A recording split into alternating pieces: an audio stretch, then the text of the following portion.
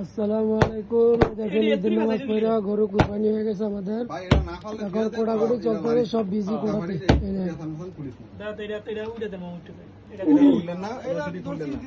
ও এলাম বড় ভাই, এলো আরমান বাগিনা, এলো ভাতিজা, আর তো লোক অনেক লোক আছে।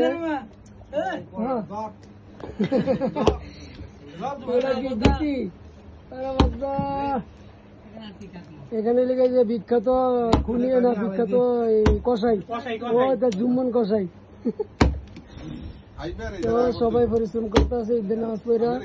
আমাদের এটাই প্রবাসীদের এটাই আনন্দ, ঈদের নামাজ পড়া কুরবানি দেওয়ার পরে গরু গোস্ত কুচা খাওয়া দাওয়া করে ঘুমাবো।